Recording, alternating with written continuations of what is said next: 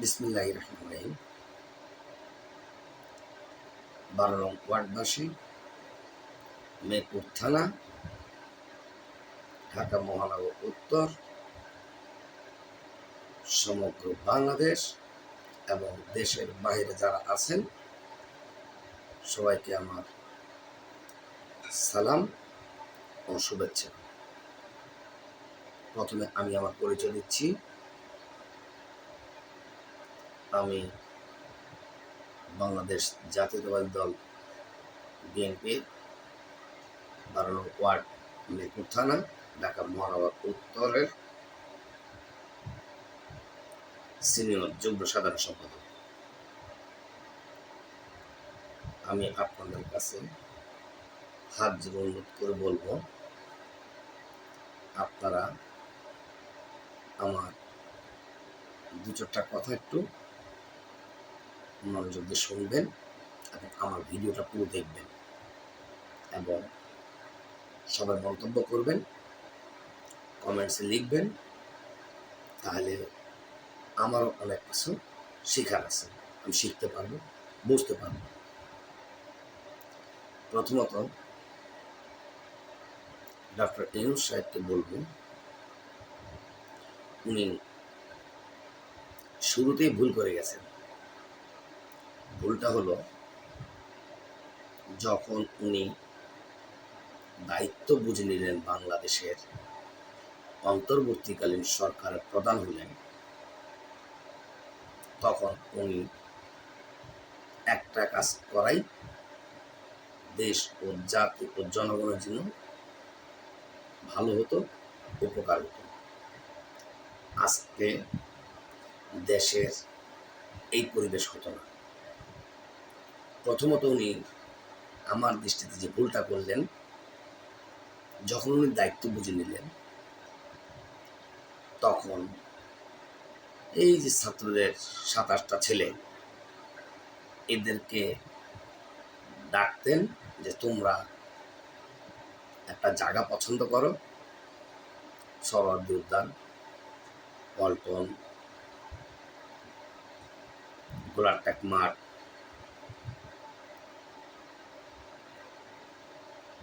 সংসদ ভবন, তোমরা যেই জায়গাটা পছন্দ করো বল।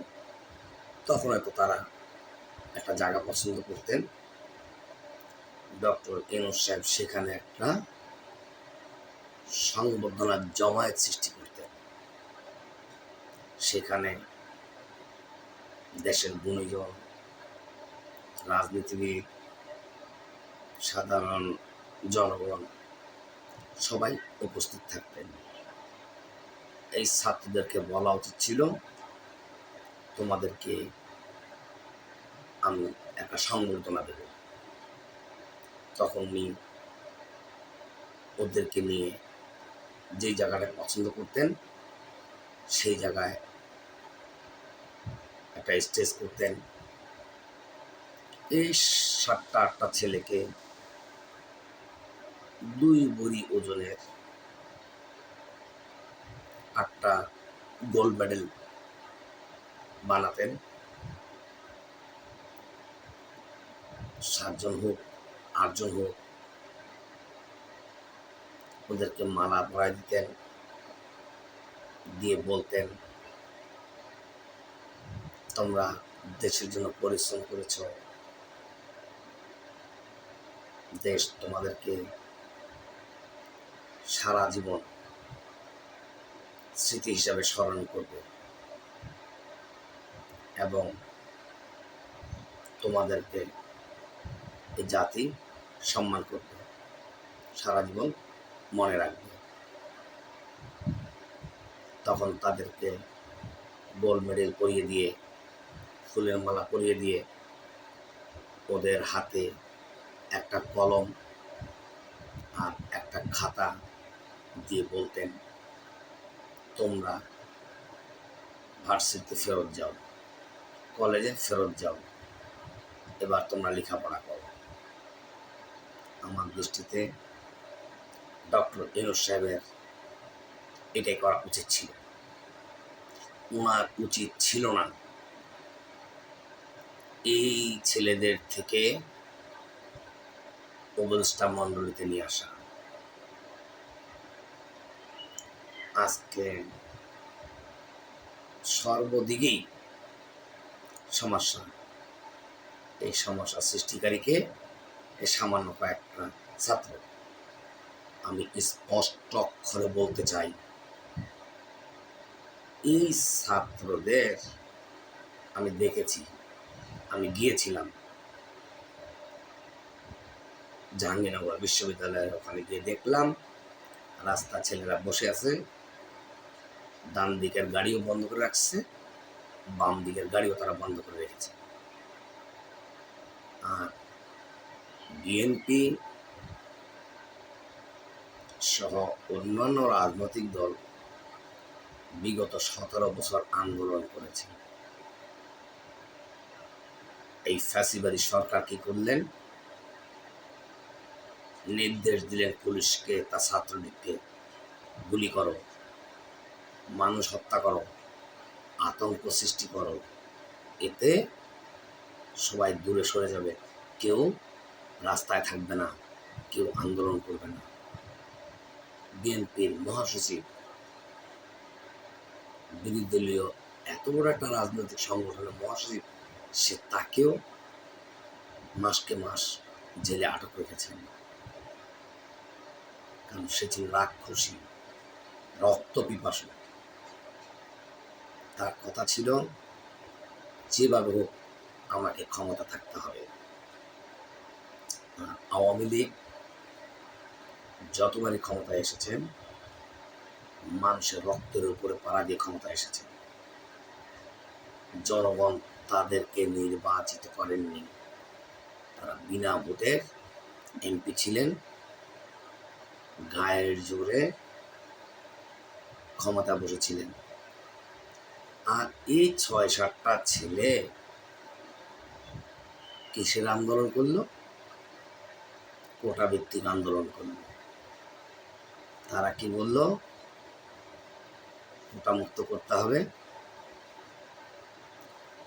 এই অন্যায় অপরাধ মানি না, মানব না।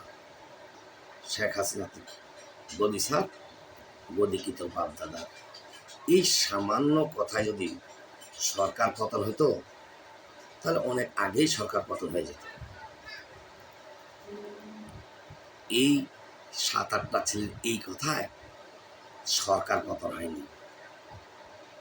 দেখেন তো আপনারা, এখন যে উপদেষ্টায় যে 2টা ছেলে আছে এবং তাদের সাথে যারা অন্যান্য আছে, কয়টা ছেলে গুলি খেয়েছে, কয়টা ছেলে আহত হয়েছে?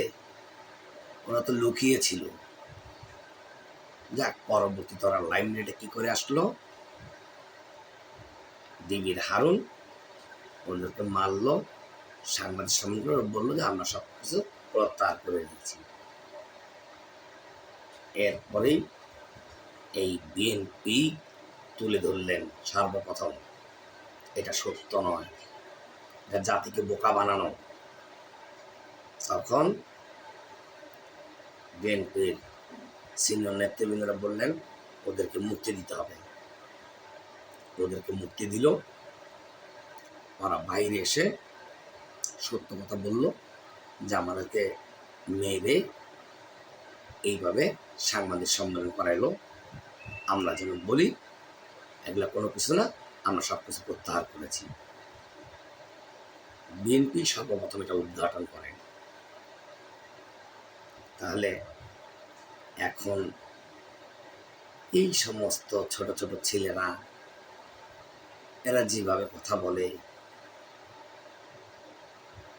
এটা তো সাধারণ জনগণও বুঝে, আপনারাও বুঝেন, আমিও বুঝি কি থেকে কি হচ্ছে। কিন্তু ডক্টর ইউনূস যদি তাদেরকে, উনি আসলো একজন সম্মানিত ব্যক্তি, একজন ব্রিলিয়ান্ট লোক, একজন ব্রেন, উনি কিভাবে বোকার মতো এই কাজটা করলেন আমি বুঝতে পারি না। আমরা তো ছোটখাটো মাথা, আমাদের বুদ্ধি কতটুকু? ওনারা আমাদের চাইতে অনেক বুদ্ধিমান, কিন্তু উনি এই পদক্ষেপটা নিয়ে দেশ, জাতি, জনগণের জন্য ভালো কাজ করেননি। এবার 2 নম্বর বলব। 2 নম্বর কথাটা হলো, আমি আরও কথা বলবো পর্যায়ক্রমে। 2 নম্বর কথা হলো, ছাত্রলীগ সংগঠনকে নিষিদ্ধ করলেন। আমি স্পষ্ট ভাষায় বলতে চাই, ডক্টর ইউনূস সাহেব, সার্জিস আলম কে, কি তার পরিচয়? এই আন্দোলনের আগেও তারা মধুর ক্যান্টিনে বাকি খেয়েছিল, বাদামালা থেকে বাদাম বাকি খেয়েছিল, এখন পর্যন্ত তারা টাকা দেয়নি। আর এই সার্জিস আলম সাপের মতো তার চলন পরিবর্তন করে সে এখন বৈষম্য ছাত্রদের সাথে যোগ দিয়েছেন। যদি ছাত্রলীগকে নিষিদ্ধ করা হয়, যদি ছাত্রলীগের বিচার করা হয়, সার্জিস আলমেরও বিচার করা উচিত। তাকে গ্রেপ্তার করেন না কেন? আপনি অন্তর্বর্তী সরকারের প্রধান, আমি স্বরাষ্ট্র মন্ত্রণালয়ের উপদেষ্টাকে বলছি, সার্জিস আলমকে গ্রেপ্তার করুন। আপনারা সঠিক কাজ করুন, জনগণ বুঝবে, আপনাদেরকে স্বাগতম জানাবে।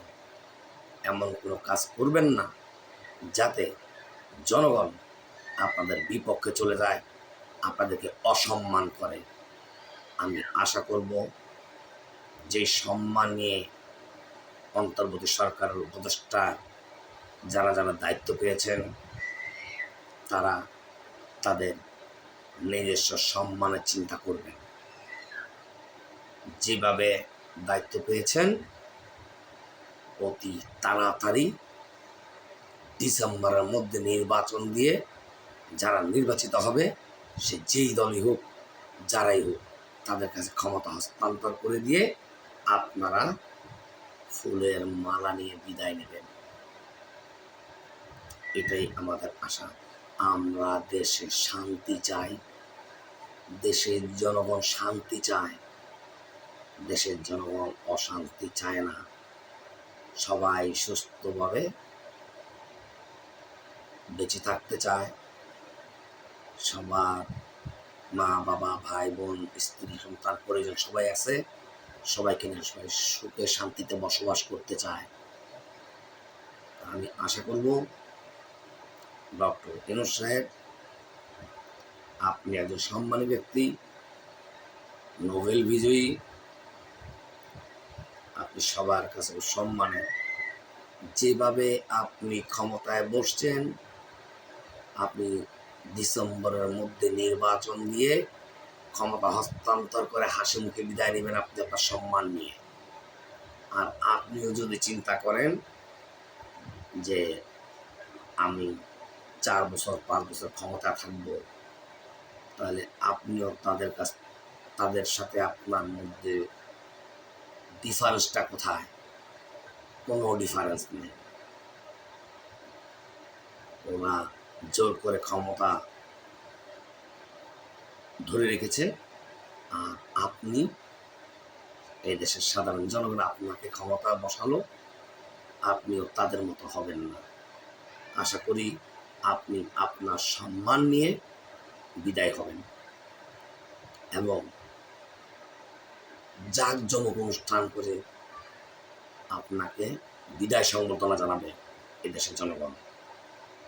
আশা করি আপনি এই ভুলটা করবেন না, আপনি অতি তাড়াতাড়ি নির্বাচন দিয়ে দেবেন, এটাই আমরা আশা করি। আমি আবারও কথা বলবো, আবারও আমি দেশ ও জনগণের উদ্দেশ্যে কথা বলবো। আপনাদের সবার কাছে হাত জোড়ে অনুরোধ, আপনারা আমার কথাগুলো শুনে যা মন্তব্য করার মন্তব্য করবেন, তাতে আমিও অনেক কিছু শিখতে পারবো, বুঝতে পারবো, জানতে পারবো। আমরা এখন শান্তি চাই, দেশ এভাবে চলতে পারে না। আর এই যে বর্তমানে যে ছেলেপেলেগুলো আছে এরা যেভাবে কথা বলছে এগুলো জাতি মেনে নেবে না। ওরা কিসের নির্বাচন করবে? ওদের রাষ্ট্র পরিচালনা সম্পর্কে কিসের অভিজ্ঞতা আছে? কি করছে ওরা দেশের জন্য? 24-এ আমরা হ্যান করেছি ত্যান করেছি, সরকার মানি না মানবো না এটা বললেই ক্ষমতা হস্তান্তর করে দেবে সরকার, সরকার পদত্যাগ করবে।